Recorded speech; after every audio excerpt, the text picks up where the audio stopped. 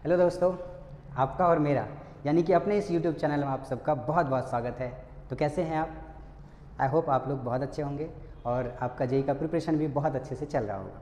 तो मैं हूं आपका दोस्त और इस क्लास का होस्ट राधेश्याम मेहता। और आज की क्लास में हम लोग AOD का लेक्चर नंबर 3 स्टार्ट करने वाले हैं, जिसमें हम लोग नॉर्मल एंड टेंजेंट से रिलेटेड कुछ बहुत ही बेहतरीन कॉन्सेप्ट है उसको कवर करेंगे और साथ ही साथ बहुत अच्छे वाले प्रॉब्लम्स को भी प्रैक्टिस करेंगे। तो क्या आप लोग रेडी हो? चलो फिर स्टार्ट करते हैं।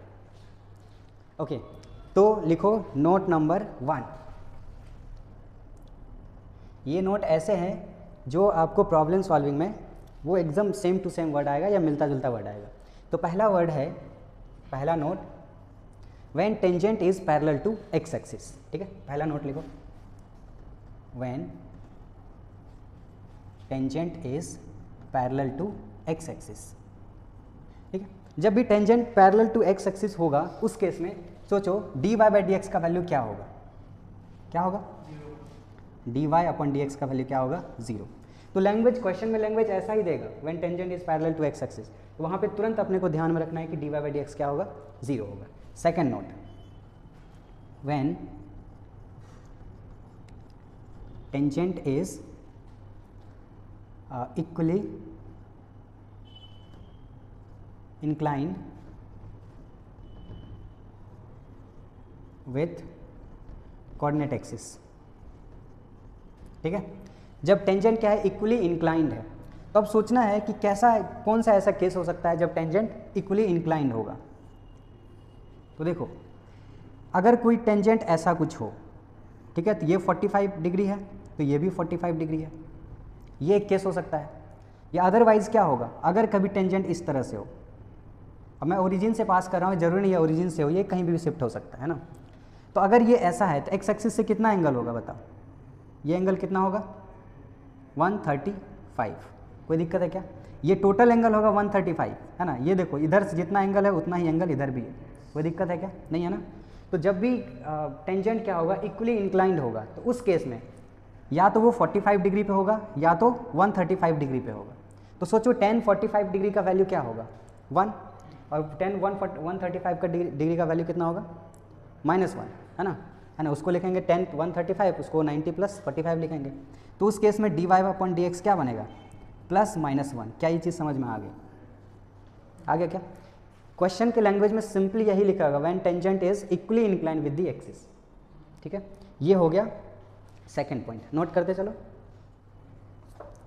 अच्छा, इसी जो फर्स्ट वाला था ना, ये पैरेलल टू एक्स एक्सिस था। अगर इसी में मैं बोल दूं, चलो इसको थर्ड पॉइंट पे लिख देता हूं, when tangent is perpendicular to x axis. Tangent is perpendicular to x axis, तो उस केस में बताओ dy बाई डी एक्स क्या होगा?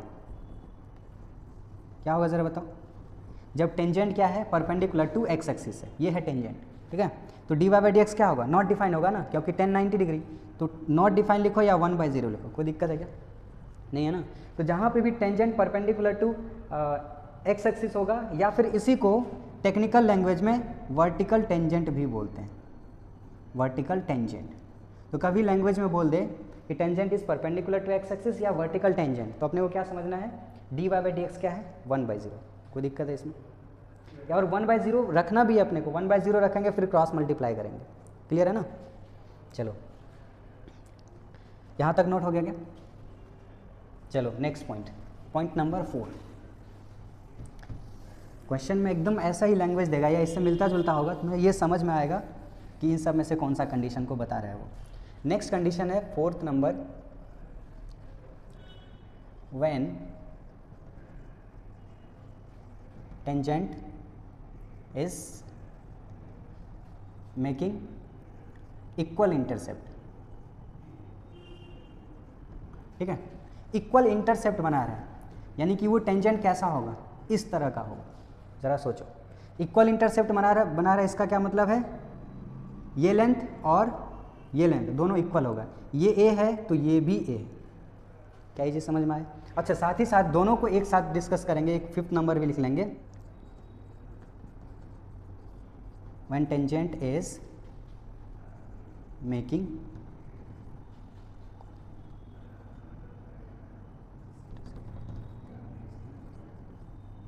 Intercept of equal length. ठीक है, अब देखो टेंजेंट क्या हो रहा है, इक्वल लेंथ जो इंटरसेप्ट कर रहा है वो इक्वल लेंथ का है। तो देखो अगर इक्वल लेंथ का है तो ऐसा जाए, ये वाला लेंथ और ये वाला लेंथ दोनों इक्वल है। ठीक है, क्योंकि लेंथ की बात कर रहा है अभी, है ना। तो अगर ये 2 है तो ये भी 2 है। ठीक है, अच्छा अगर ऐसा जाए तो ये भी अगर 2 है ये भी 2 है। समझ पा रहे हो, लेंथ की बात कर रहा है, लेकिन अगर इंटरसेप्ट की बात करेगा तो इंटरसेप्ट में क्या है, अगर तुम ऐसा वाला केस ले लोगे तो ये प्लस में आएगा और ये माइनस में आ जाएगा, तो वो गड़बड़ होगा। हाँ बिल्कुल, यहाँ पे लेंथ बस ध्यान रखना है। ये देखो एकदम मिलता जुलता सब वर्ड है ना।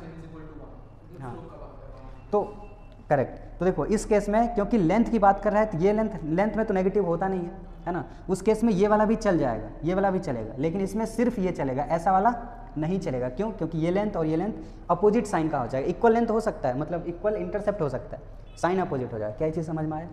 तो लैंग्वेज बस ऐसा ही आएगा, ध्यान रखना क्या बोल रहा है वो। ठीक है, तो इसमें dy/dx क्या होगा, क्योंकि ये इक्वल इंटरसेप्ट बना रहा है, ये 135 डिग्री पे ही होगा। ठीक है, तो इसका आंसर कितना बनेगा, -1। ठीक है, अच्छा अब जब ये वाला है तो इसका क्या बनेगा, dy/dx इक्वल्स टू +-1 बनेगा। क्या ये चीज़ समझ में आया? ये 45 और ये 135। क्या ये चीज़ समझ में आया क्या इसमें? ठीक है, क्या ही दिक्कत है? अरे हाँ ठीक है, ऐसा वाला कह रहे हो क्या? ऐसा वाला करे क्या ही फ़र्क पड़ता है, ऐसा एक और लाइन बना लो, दोनों लाइन पैरेलल होगा। दोनों लाइन जब पैरेलल होगा तो dy/dx तो सेम रहेगा ना, स्लोप तो सेम रहेगा ना, इसलिए मैंने रखा। बिल्कुल इसमें भी बनेगा, ऐसा कोई लाइन खींचोगे तो ये दोनों पैरेलल होगा, दोनों का ये तो स्लोप ही बता रहा है ना। समझ में आ गया ना? क्लियर हो गया ना? नोट कर लो। क्या ये क्लियर हो गया? खराब हो गया क्या? अच्छा चलो पहला क्वेश्चन लिखो आज का, और इसको जल्दी से लिखते के साथ तुम लोग ट्राई करना स्टार्ट कर दो। तो क्वेश्चन कुछ ऐसा है, फाइंड पॉइंट ऑन कर्व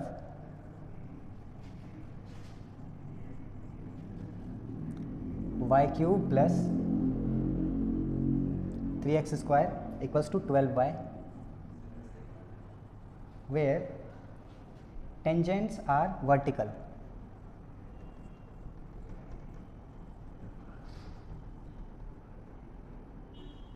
ठीक है, where tangents are vertical।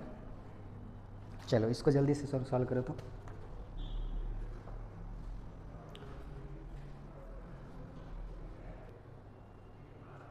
Okay तो ट्राई हो गया होगा, अब मेरे साथ करो।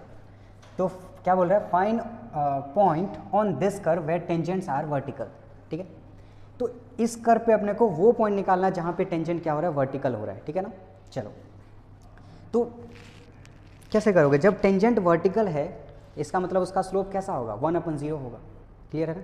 तो पहले इसको हम लोग dy/dx निकालेंगे, उसको इक्वल टू करेंगे 1/0, वहाँ से x या y का जो भी वैल्यू है वो निकालेंगे, फिर उसको इस कर्व में रखेंगे तो वहाँ से दूसरा वाला अननोन आ जाएगा। ठीक है, ओके तो यहाँ से क्या इसको हम लोग डिफ्रेंशिएट कर सकते हैं क्या?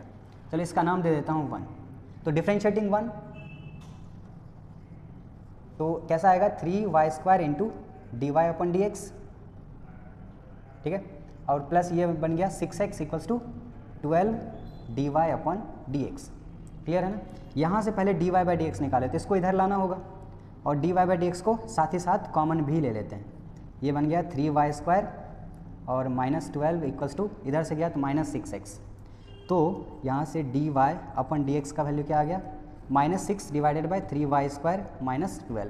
कोई दिक्कत है यहाँ तक? नहीं है? अच्छा अकॉर्डिंग टू क्वेश्चन टेंजेंट्स कैसा है, वर्टिकल है।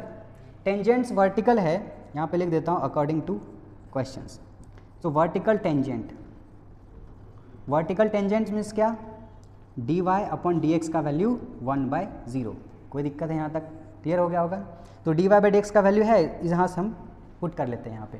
तो ये बन गया -6x / 3y² - 12 = 1/0। क्लियर है ना?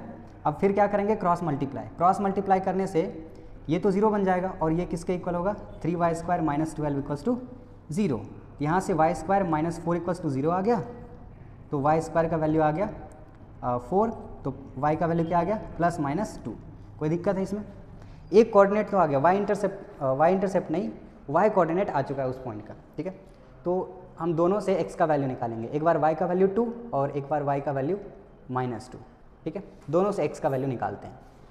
तो अब y का वैल्यू जब है तो इसको x का वैल्यू कहाँ से निकालोगे, 1 से ही, है ना। इसको पुट कर लो 1 में, तो 1 में पुट करने से कैसा बनेगा, ये 2 का क्यूब यानी कि 8 + 3x² = 12 × 2, यहाँ से 3x² = 24 - 8 कितना हो गया 16। तो x का वैल्यू क्या आ गया 16/3 का अंडर रूट। इसको क्या लिखेंगे प्लस माइनस, यहाँ प्लस माइनस आएगा क्योंकि स्क्वायर से निकाल रहे हैं, तो 4/√3 ये आ गया x का वैल्यू। सो पॉइंट्स बताओ क्या क्या आया इससे।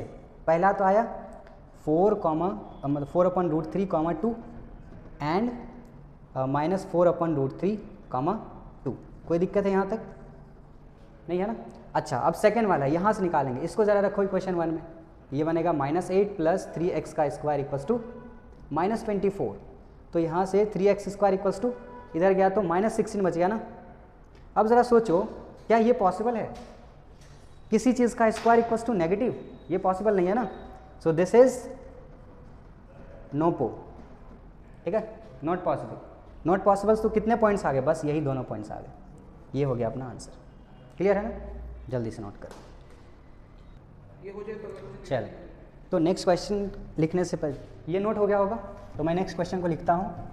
पहले क्वेश्चन लिख देता हूँ, फिर आप लोग ट्राई कीजिए, फिर इसको एक्सप्लेन करेंगे। तो क्वेश्चन कुछ ऐसा है, find number of points on the curve 9y² = x³ where normal is making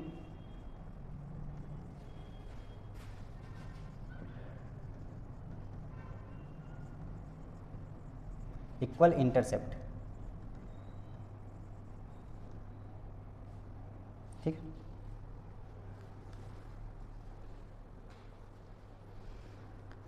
okay try कीजिए।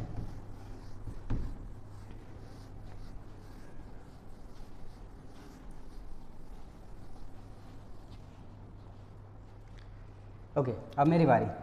तो क्वेश्चन है normal is making equal intercept. तो नॉर्मल भी तो एक लाइन ही होता है ना, तो लाइन टेंजेंट हो या नॉर्मल हो, जब इक्वल इंटरसेप्ट बना रहा है तो वो किस टाइप का कंडीशन रहा होगा, इसी तरह से रहा होगा, ऐसा कुछ होगा या ऐसा कुछ होगा, इक्वल इंटरसेप्ट है। तो जब भी ऐसा होता है तो ये एंगल कितना होता है 135, यानी कि इस बार नॉर्मल बना रहा है 135 डिग्री। तो अपने को पता है जब भी टेंजेंट बनाता था इक्वल इंटरसेप्ट तो उस केस में dy/dx को -1 कर देते, है ना। अब की बार टेंजेंट की जगह नॉर्मल है, इस केस में हम लोग क्या करेंगे, स्लोप ऑफ नॉर्मल यूज़ करेंगे और वो क्या होगा -1, ठीक है ना। तो अकॉर्डिंग टू क्वेश्चन क्या देखा है, स्लोप ऑफ नॉर्मल क्या होता है -1/dy/dx, ठीक है। और ये किसके इक्वल है -1 के इक्वल, कोई दिक्कत है क्या। यानी कि यहाँ से dy/dx किसके इक्वल हो जाएगा +1 के इक्वल। क्या इतना तक क्लियर है, जल्दी से ट्राई करो, जल्दी से सोचो, ठीक है। तो यहाँ पे एक चीज़ हम लोग यहाँ नोट कर सकते हैं, वो ये है जब भी टेंजेंट इक्वल इंटरसेप्ट बनाता था तो dy/dx का वैल्यू -1 आता था, बट जब नॉर्मल इक्वल इंटरसेप्ट बनाएगा, ठीक है ना, तो dy/dx क्या आएगा +1। इस बात को नोट कर सकते हैं, ठीक है ना। ओके तो अब आगे हम लोग फर्दर इसको सॉल्व करते हैं। तो इसको डिफ्रेंशिएट कर लेते हैं ना, पहले इसको डिफ्रेंशिएट किया तो ये बनेगा 18y² = 18y² इंटू y² नहीं होगा ना, 18y इंटू dy/dx = क्या बनेगा 3x²। सो यहाँ से dy/dx का वैल्यू क्या आ गया 3x² / 18y। कोई दिक्कत है क्या, नहीं है ना। अच्छा तो इसको हम यहाँ पे पुट कर लेते हैं, तो ये बन गया 3x² / 18y = 1 और यहाँ से आ जाएगा 3x², ये कैंसिल हो रहा है ना, इसको कैंसिल कर लेते हैं 6 से, ठीक है। तो x² = 6y या फिर हम लोग y का वैल्यू यहाँ से x² / 6 निकाल सकते हैं, ठीक है। अब सोचोगे कि अभी तक dy/dx निकाल के जब भी ये स्लोप -1 या +1 करते थे तो एक वैल्यू आ जाता था x एंड y का, x या फिर y का, फिर हम लोग वहाँ से मान लो x का वैल्यू आया तो इसमें पुट करके y निकालते थे, लेकिन यहाँ पे वो वैल्यू आया ही नहीं, यहाँ पे एक रिलेशन आ गया एक्स एंड वाई में। तो फिर से वापस से वही सोचना है कि जब यहाँ से कोई x का या y का वैल्यू आता था तो दूसरा वैल्यू हम लोग यहाँ से निकालते थे, है ना। तो फिर वापस से वापस हम लोग यही करेंगे, इसको उठा के इसमें पुट कर लेंगे। कोई दिक्कत है क्या? नहीं है ना। अच्छा, इसका नाम दे देता हूँ 1, ठीक है। तो पुटिंग इन 1, क्या ये चीज़ समझ में आ रहा है? इसको यहाँ पे क्यों पुट कर रहे हैं, समझ में आ रहा होगा, ठीक है। तो पुटिंग इन 1 उसमें पुट कर लिया, तो y की जगह पे क्या रखेंगे हम लोग, x²/6। तो यहाँ बन जाएगा 9 इंटू x²/6, तो ये बनेगा x⁴ डिवाइड बाई 6 का स्क्वायर यानी कि 36 इक्वल्स टू क्या बनेगा, x का क्यूब, ठीक है। अच्छा, यहाँ पे ये तो कैंसिल हो जाएगा, बचेगा 4, तो x⁴ इक्वल्स टू 4x³। यहाँ से क्या करते हैं ना, इसको इधर लाते हैं और x³ कॉमन ले लेते हैं, तो ये बनेगा x माइनस 4 इक्वल्स टू 0। यहाँ से दो चीज़ आ गया, x का वैल्यू 0 एंड x का वैल्यू 4। कोई दिक्कत है इसमें? क्लियर है ना। अच्छा ठीक है, ये दो वैल्यू आ गया x का, चलो ठीक है। तो अब देखो, जब x का वैल्यू आ गया तो y का वैल्यू कैसे निकालोगे? इसको सिंपल हम लोग इक्वेशन 1 में पुट करेंगे। पहले रखो x का वैल्यू 0 और इधर रखता हूँ x का वैल्यू 4। तो 1 में पुट करो, x का वैल्यू 0 जैसे ही पुट करोगे तो y का वैल्यू भी 0 आ जाएगा। कोई दिक्कत नहीं है ना। x का वैल्यू 0 इसमें जैसे ही पुट करेंगे y का भी वैल्यू 0 आएगा। अब x इक्वल्स टू 4 यहाँ पुट कर लेते हैं, ठीक है। x का वैल्यू 4 रखोगे तो ये क्या आएगा, 9y² इक्वल्स टू ये बनेगा 64, ठीक है। तो y² इक्वल्स टू 64/9, तो y का वैल्यू क्या आएगा, √ प्लस माइनस √ 64/9, यानी कि यहाँ से क्या आएगा, प्लस माइनस 8/3। क्या इतना क्लियर हो गया? तो अपने पास 3 पॉइंट आ गया। एक तो आ गया 0,0, यहाँ पे मैं इधर नोट कर लेता हूँ। सो पॉइंट्स आर, एक तो आ गया 0,0, दूसरा पॉइंट क्या आ गया 4,8/3, और तीसरा पॉइंट आ गया 4,-8/3। क्या यहाँ तक ठीक है? सोचो, क्या ये क्लियर है? कई बार क्या होता है यहाँ कैलकुलेशन में, यहाँ x⁴ x³ को कट कर देते हैं, तो वो नहीं करना है ना। वेरिएबल्स को कभी भी नहीं कट करेंगे, और कट करेंगे तो उसको 0 पुट कर लेंगे तुरंत, ठीक है। चलो, तो यहाँ 3 पॉइंट्स आ चुके हैं। तो अपना क्वेश्चन क्या था, फाइंड नंबर ऑफ पॉइंट्स। तो 3 पॉइंट आ गया, तो अब आंसर कर दोगे 3, ठीक है। लेकिन नहीं, थोड़ा सा सोचना है। ये क्या बोल रहा है कि मेकिंग इक्वल इंटरसेप्ट, ये इंटरसेप्ट कर रहा है। ये चीज़ देखो, इंटरसेप्ट होने चाहिए, कुछ लेंथ होनी चाहिए, ठीक है। इंटरसेप्ट बना रहा है। जब ये 0, 0 को करोगे, 0, 0 को कोई लाइन अगर 0, 0 से पास हो रहा है तो ऐसा कुछ लाइन होगा। अब वो कुछ इंटरसेप्ट ही नहीं बना रहा है, मतलब इंटरसेप्ट क्या आ रहा है, x का भी और y का भी दोनों 0 आ रहा है, तो इंटरसेप्ट बन ही नहीं रहा है। इंटरसेप्ट नहीं बनेगा ना, तो इस वाले केस को रिजेक्ट कर देंगे। क्लियर है ना। कुछ ना कुछ तो इंटरसेप्ट होने चाहिए, नहीं 0, 0 हो रहा है, ठीक है ना। इस वाले केस को हम लोग को रिजेक्ट करना होगा, ठीक है ना। तो आंसर कितना हो गया, नंबर ऑफ पॉइंट्स बताना था ना, तो आंसर कितना हो गया 2। क्लियर है ना, नोट करो। चलो, नोट हो गए होंगे, तो तब तक मैं नेक्स्ट क्वेश्चन लिख देता हूँ।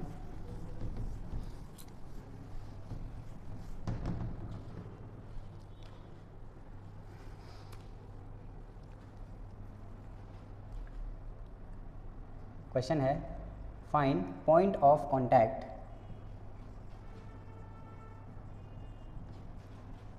If line x/a plus y/b equals to 1 touches the curve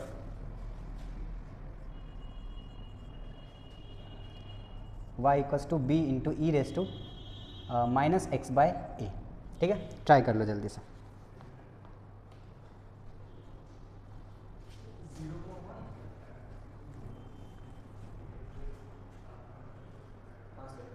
नहीं, देखो 0,1 आंसर नहीं है।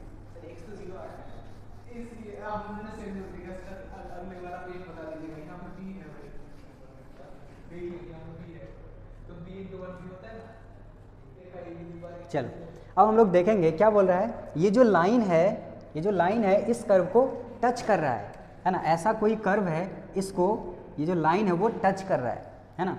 ये टच कर रहा है तो इसका मतलब ये है कि जो लाइन है वो इसका टेंजेंट है, और अगर ये लाइन इसका टेंजेंट है मतलब इसका जो dy/dx होगा वो इसके स्लोप के इक्वल होगा। क्या ये चीज़ समझ में आए, है ना। तो उसका dy बाई डी एक्स इसके स्लोप के इक्वल होगा। तो क्या हम लोग इस लाइन का स्लोप निकाल सकते हैं क्या, slope of line. Slope of line क्या होता था, मैं इसको जल्दी से इधर रिवाइज कर देता हूँ। अगर कोई लाइन है ax plus b y plus c equals to 0, इस लाइन का स्लोप कैसे निकालते थे, माइनस ए बाई बी, याद है, ठीक है।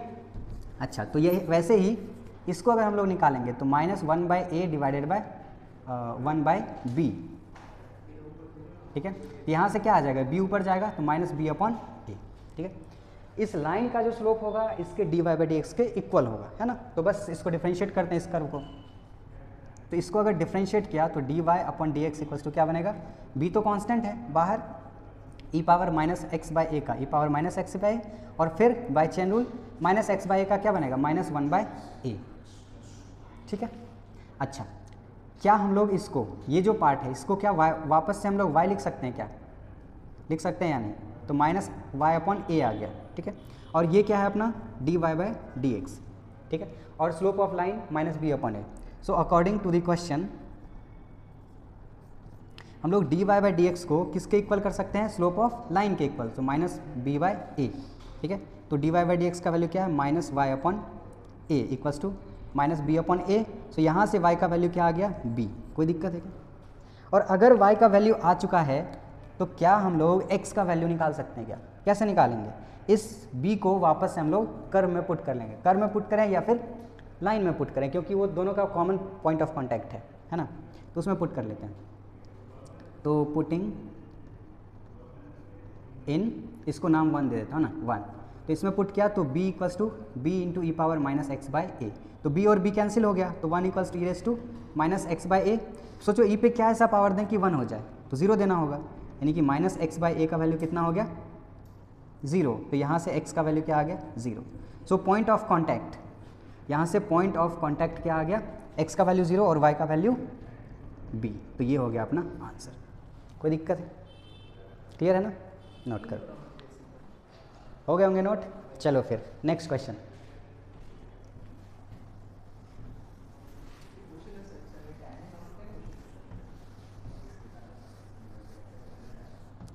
तो जो नेक्स्ट क्वेश्चन है वो ऐसा है, find number of values of c, find number of values of c, है ना। अब देखो सी है क्या, for which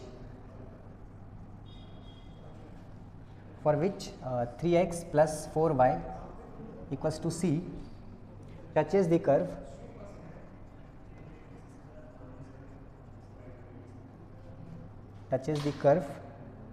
x power 4 divided by 2 equals to x plus y, ठीक है। वीडियो को पॉज करके जल्दी से ट्राई कीजिए।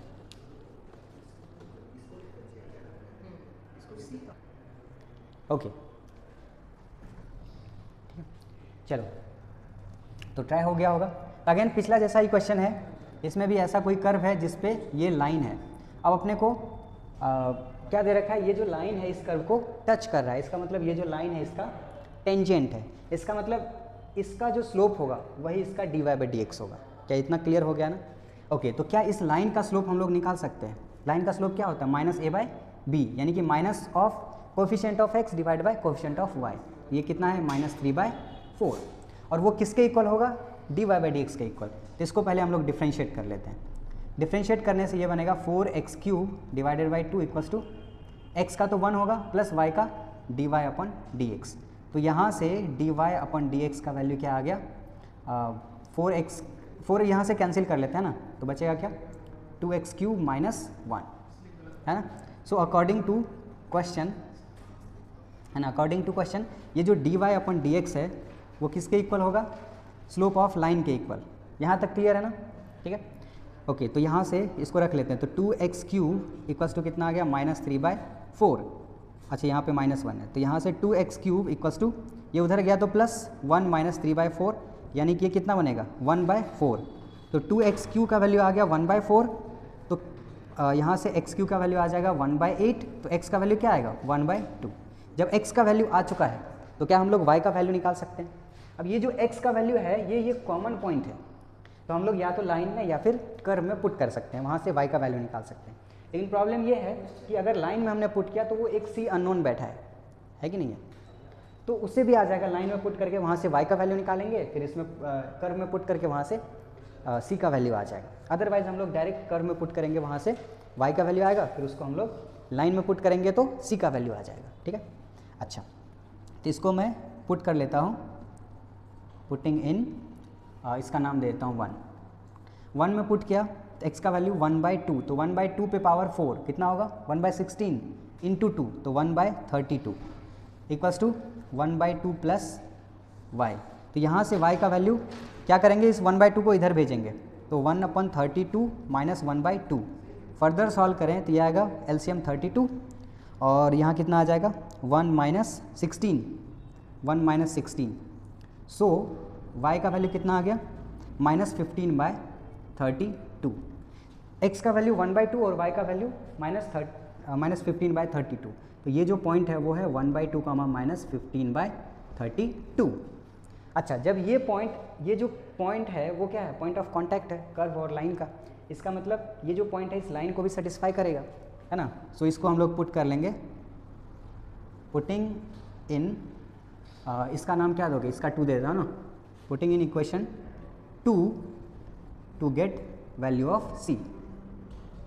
ठीक है, पुट कर लेते हैं उसमें, तो ये बनेगा 3 into 1/2 plus 4 into -15/32 equals to c। बस यहाँ से सॉल्व करेंगे, c का वैल्यू आ जाएगा। ठीक है ना, तो क्योंकि एक ही पॉइंट आया, एक ही पॉइंट ऑफ कांटेक्ट आया है, तो c का भी वैल्यू कितने होंगे, एक ही होंगे। ठीक है, तो आंसर क्या होगा, क्या क्वेश्चन था, find number of values of c, तो कितने ऐसे वैल्यूज है c का, 1, तो आंसर क्या होगा 1। नोट कीजिए, हो गए होंगे नोट। चलो फिर नेक्स्ट क्वेश्चन को करते हैं, और वो बहुत ही बेहतरीन क्वेश्चन है, मज़ा आ जाएगा करके।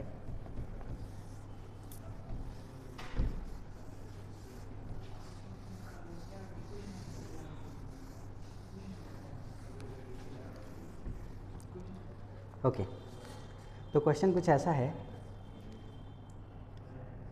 If line ax plus by plus c equals to 0 is normal to the curve कुछ ऐसा है x y equals to c where c is greater than 0, then पहला ऑप्शन है a greater than 0, b greater than 0, second option a less than 0, b less than 0, c a less than 0, b greater than 0, and d है a greater than 0 and b less than 0। ठीक है, video को pause कीजिए और try कीजिए। Okay, try हो गया होगा, अब एक्सप्लेन करते हैं ना। देखो क्या बोल रहा है, ये जो लाइन है इस कर्व पे नॉर्मल है। ठीक है, तो ये लाइन इस कर्व पे नॉर्मल है। अगर टेंजेंट होता, अगर ये लाइन इस कर्व पे टेंजेंट होता तो हम लोग क्या करते, इस लाइन का स्लोप और इस कर्व के स्लोप को इक्वल करते हैं ना, जिसको dy/dx निकालते हैं उसके इक्वल करते हैं। अब की बार नॉर्मल दे दिया है तो कोई दिक्कत नहीं, इसमें भी अपने को dy/dx दिया हुआ, कैसे, स्लोप ऑफ नॉर्मल क्या होता है -1/dy/dx, है ना। तो वो किसके इक्वल दिया हुआ है, इसके dy/dx के इक्वल। क्या ये क्लियर है ना। अच्छा, तो पहले ये जो कर्व है एक्स वाई इक्वल्स टू सी, इसको डिफ्रेंशिएट कर लेते हैं, क्योंकि इससे तो स्लोप तो डायरेक्ट आ जाएगा ना। इसका स्लोप क्या है, slope of line is -a/b। ठीक है, अच्छा तो यहाँ जिसको डिफ्रेंशिएट किया तो x को बाहर रखा, y का डेरिवेटिव प्लस y को बाहर रखा, x का डेरिवेटिव इक्वल्स टू 0। यहाँ से y डैश का वैल्यू क्या आएगा -y/x, यहाँ तक तो कोई दिक्कत नहीं है। अच्छा, ये dy/dx दिया हुआ है, ये किसका है, स्लोप ऑफ टेंजेंट है, लेकिन अपने को क्या दिया है, ये जो है वो है नॉर्मल, यानी कि अकॉर्डिंग टू द क्वेश्चन अगर हम लोग नॉर्मल का स्लोप यूज़ करेंगे तो कैसे करेंगे, 1/-1/d/dx, ये किसके इक्वल होगा, स्लोप ऑफ लाइन के इक्वल, वो क्या है -a/b। यहाँ तक कोई कन्फ्यूजन है, यहाँ तक कोई कन्फ्यूजन नहीं है ना। अच्छा, इसको फर्दर सॉल्व करते, ये माइनस और माइनस गया और dy/dx के बदले में अच्छा देखो ये जो dy/dx है वो किसके इक्वल है, -y/x ना। चलो फिलहाल के लिए रहने देते इस माइनस को, ठीक है, इसको हम यहाँ लिख लेते हैं। तो ये बन गया -1/dy/dx के बदले क्या लिखेंगे, -y/x, ठीक है, इक्वल्स टू यहाँ से क्या बनेगा माइनस ए बाई बी। कोई दिक्कत है यहाँ तक? तो ये माइनस और ये माइनस कट गया, बचा क्या यहाँ से वाई बाय एक्स। इसको ऐसा कर लेते हैं, इसको ऊपर चला जाएगा x, यहाँ पे y इक्वल्स टू क्या बनेगा माइनस बी अपन ए। क्या देखो तो इसको पलटना पड़ेगा ना, माइनस ए बाई बी।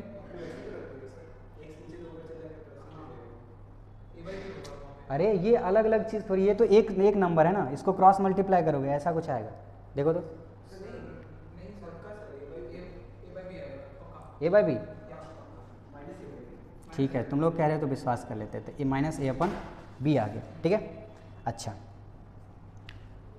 अब क्या बोल रहा है, इसके बारे में अपने को कमेंट करना है। एक काम करें क्या, सी का वैल्यू यहाँ दिया हुआ है ना, सी ग्रेटर देन 0 है, तो इसको कुछ सी वे में लेके आते हैं, ठीक है। यहाँ से एक काम कर लेते हैं, क्योंकि ये इसका नॉर्मल है, तो अगर यहाँ से हम लोग y का वैल्यू निकाल लें, y का वैल्यू क्या बनेगा c बाई एक्स, यही ना। तो इसको यहाँ ज़रा पुट करके देखो क्या आता है।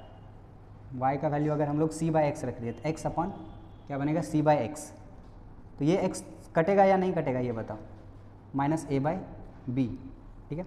अच्छा यहाँ से ये बनेगा x square equals to minus a by b into c. कोई दिक्कत है यहाँ तक? कोई दिक्कत है नहीं है ना। अब देखो इधर लेफ्ट साइड क्या है पॉजिटिव, ऑलवेज पॉजिटिव, तो राइट साइड को भी पॉजिटिव होना पड़ेगा, बेचारे की मजबूरी है, इसको पॉजिटिव होना होगा। अगर पॉजिटिव होना होगा, अगर ये पॉजिटिव होना होगा, सी तो पॉजिटिव ऑलरेडी है, सी तो ऑलरेडी पॉजिटिव है, ठीक है। अच्छा सी पॉजिटिव है, ठीक है। अब देखो यहाँ पे आगे में माइनस साइन चाहिए, तो ये इसको भी पॉजिटिव होना होगा, समझ पा रहे हो। ये जो माइनस ए बाई बी है, सी तो ऑलरेडी पॉजिटिव है, तो माइनस ए बाई बी को पॉजिटिव होना होगा। क्या इतना तक क्लियर हो गया ना। अगर ये पॉजिटिव होना होगा तो ये माइनस साइन क्या करेगा, काम बिगाड़ेगा। अगर हम लोग दोनों को पॉजिटिव ले लिए, अगर ए और बी दोनों को पॉजिटिव ले लिए, इससे क्या होगा ओवरऑल माइनस आएगा, और वो माइनस इसको नेगेटिव कर देगा, negative equals to positive false हो जाएगा, है ना। अच्छा ए को नेगेटिव बी को पॉजिटिव ले लिए, तो बी ऑलरेडी, अगर बी को पॉजिटिव ले रहे हो ए को नेगेटिव ले रहे हो, तो ये तो बन जाएगा प्लस, नीचे बनेगा प्लस, तो ओवरऑल ये करेक्ट होगा। अच्छा उल्टा करो, ए को पॉजिटिव और बी को नेगेटिव लो तो भी कोई दिक्कत नहीं, ए को पॉजिटिव लिया तो ऊपर में नेगेटिव, नीचे में भी नेगेटिव, तो ओवरऑल पॉजिटिव बन जाएगा। क्या ये चीज़ क्लियर हो गया? यानी कि एक चीज़ क्लियर हो रहा है यहाँ से, ए और बी का जो साइन है वो अपोजिट होना चाहिए, मतलब एक पॉजिटिव एक नेगेटिव होना चाहिए। क्या इतना समझ में आ गया? क्लियर है ना। सो यहाँ से कर देता हूँ, ए एंड बी का साइन क्या होना चाहिए, शुड बी अपोजिट, है ना। इतना अंग्रेजी आता है हमको भी, should be opposite sign, opposite, है ना। अब ऑपोजिट होगा तो एक पॉजिटिव तो एक नेगेटिव, तो इस तरह से कौन कौन से ऑप्शन मैच हो रहे हैं। ये दोनों कह रहा है पॉजिटिव, ये तो गलत है, ये कह रहा है दोनों नेगेटिव, ये भी गलत है, तो सी एंड डी हो गया अपना आंसर। क्लियर हो गया ना। चलो तो नोट हो गया होगा। अब करते हैं एक और बेहतरीन क्वेश्चन।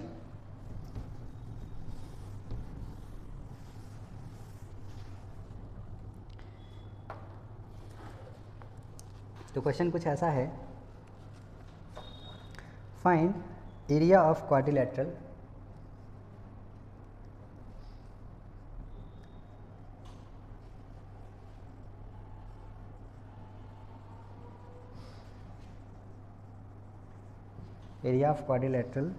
made by tangent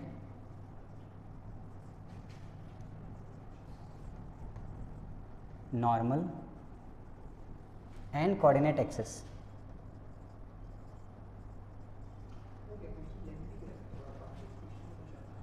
है ना, टू द कर्व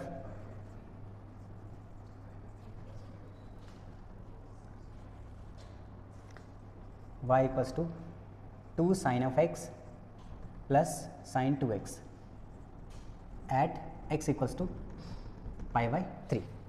चलो तो इसको जल्दी से ट्राई करो, फिर मैं एक्सप्लेन करता हूँ।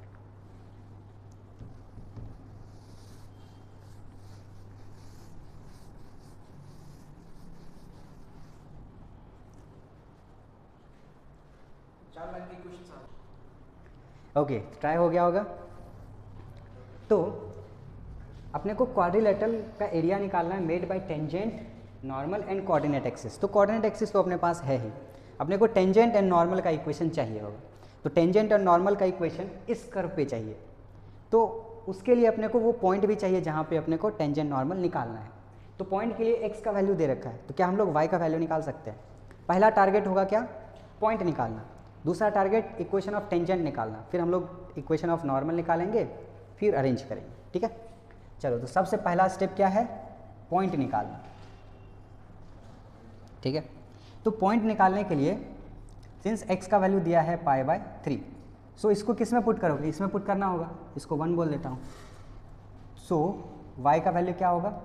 2 sin π/3 है ना, प्लस sin 2 इंटू π/3। तो यहाँ से 2 इंटू साइन π/3 का वैल्यू √3/2 प्लस ये क्या आएगा? sin 2 π/3, तो sin 120 डिग्री। तो sin 120 डिग्री का वैल्यू कितना होगा? sin 90 plus 30।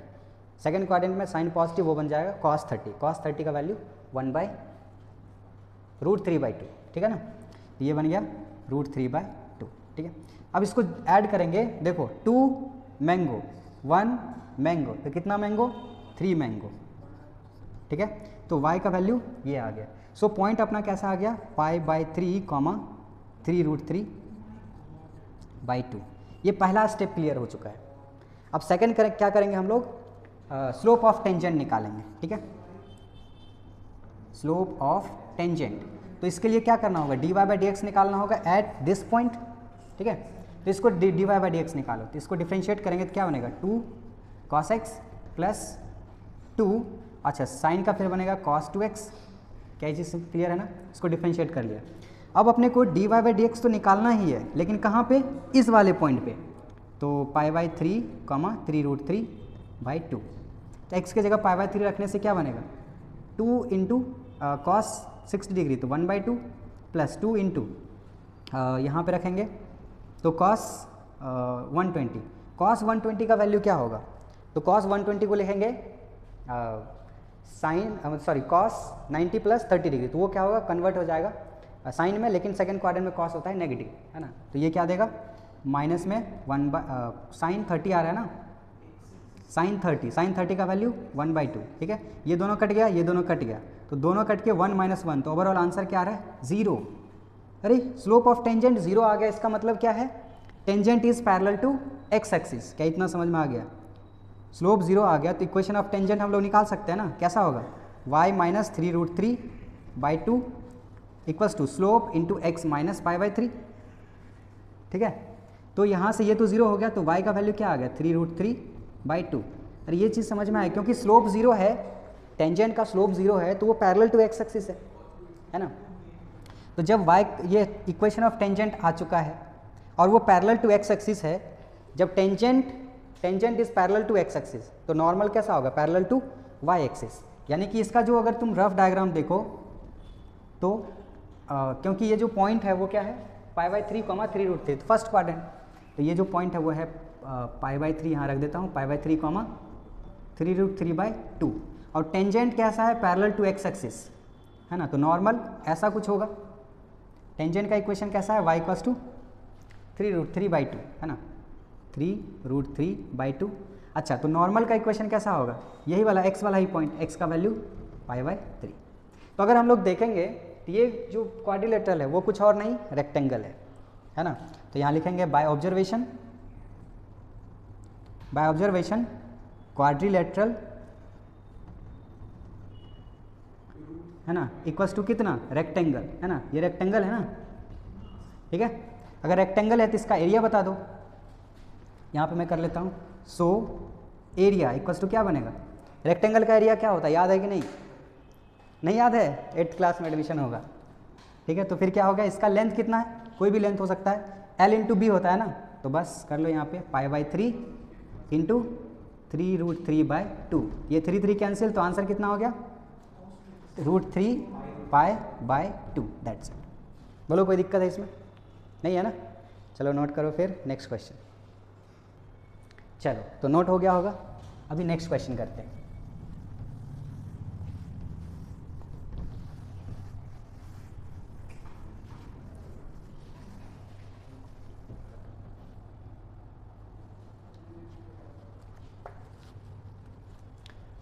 तो क्वेश्चन है एरिया मेड बाय ट्रायंगल, ऐसा कर देता हूँ, area of triangle made by intercept of tangent to the curve 1/√x plus 1/√y equals to 2/√a and coordinate axis at a, a। ठीक है, ऐसा कुछ क्वेश्चन है, तो जल्दी से ट्राई करो।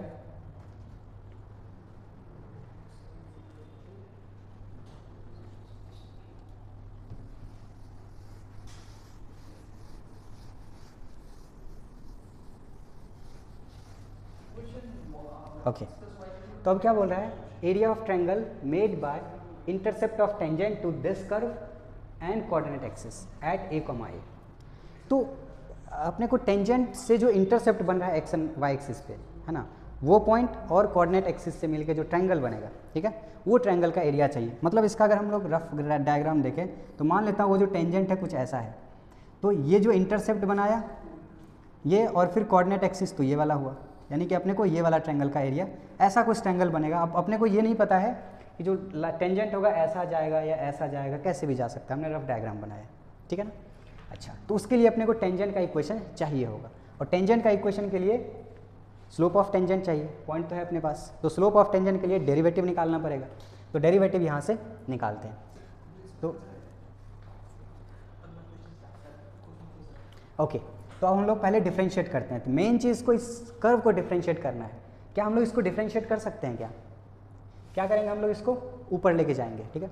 तो ये कुछ और नहीं, x पावर -1/2 है, y पावर -1/2 है, equals to 2 divided by root है। ये तो कांस्टेंट है, डिफ्रेंशिएट करेंगे तो 0 हो जाएगा। अब ज़रा इसको डिफ्रेंशिएट करो, डिफ्रेंशिएट करने से -1/2 इंटू एक्स पावर -3/2 होगा, प्लस सिमिलरली यहाँ भी होगा -1/2 into y power -3/2 into y dash equals to 0। क्या हम लोग यहाँ से y डैश निकाल सकते हैं डायरेक्ट? ये 1/2 -1/2 -1/2 कॉमन लेके उधर भेज लिए, 0 हो गया, ठीक है। अच्छा, तो यहाँ से y डैश का वैल्यू क्या करना होगा, ये उधर जाएगा तो बनेगा x पे पावर -3/2 और डिवाइडेड बाय, ये माइनस इधर से उधर जाएगा तो माइनस होगा, यहाँ से क्या बनेगा y पावर -3/2, ठीक है। अच्छा, अब अपने को स्लोप ऑफ जो टेंजेंट है वो किस पॉइंट पे है, a, a पे, a रखो इसमें, तो क्या बनेगा, ये दोनों a जैसे ही रखेंगे x एंड y पे, ये दोनों सेम क्वांटिटी बनेगा, यानी कि कट के वो बनेगा क्या, -1। क्लियर है ना। तो स्लोप ऑफ टेंजेंट आ गया -1। सो हम लोग इक्वेशन निकाल लेते हैं, पहले इक्वेशन निकाल लेंगे, फिर इंटरसेप्ट निकाल लेंगे, फिर एरिया ऑफ ट्रायंगल निकाल लेंगे, ठीक है। इक्वेशन कैसा बनेगा, y minus y1 which is a equals to slope which is -1 into x minus a. इसको और फर्दर सॉल्व करते हैं तो y minus a equals to यहाँ बनेगा -x प्लस a। इसको इधर लेके आते हैं तो x plus y equals to क्या आ गया, 2a। ये आ गया इक्वेशन ऑफ टेंजेंट। तो क्या हम लोग x इंटरसेप्ट y इंटरसेप्ट निकाल सकते हैं क्या? जो x इंटरसेप्ट होगा, x इंटरसेप्ट पे y0 और फिर y इंटरसेप्ट पे x0, कोई दिक्कत है इसमें, ये ना। अब x का वैल्यू 0 रखा तो y का वैल्यू कितना आएगा, 2a, ये आ गया 2a। अब जब y का वैल्यू 0 रखूँगा, x का वैल्यू 2a, कोई दिक्कत है क्या? अब अपने पास एरिया ऑफ ट्रायंगल निकालना बस, तो एरिया ऑफ ट्रायंगल कैसा होता है, हाफ इंटू बेस, बेस कितना है यहाँ 2a है ना, इंटू हाइट कितना है 2a, तो ये 2 और 2 कट गया, बचा क्या 2a²। कोई दिक्कत है इसमें, क्लियर है ना, नोट करो, नोट हो गया होगा। चलो फिर नेक्स्ट क्वेश्चन को लिखते हैं, और ये क्वेश्चन तो पक्का मज़ा आ जाएगा पूरा, आप अगर सॉल्व कर लिए ना तो बहुत ही मज़ा आएगा। इसमें कैलकुलेशन है थोड़ा, तो क्वेश्चन नोट करो। तो क्वेश्चन है, so that the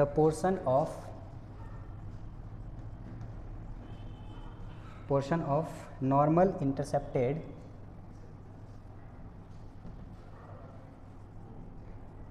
intercepted between coordinate axis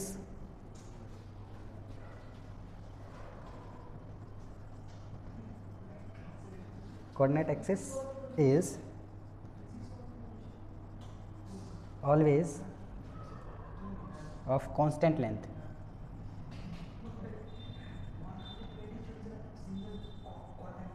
Constant length for the curve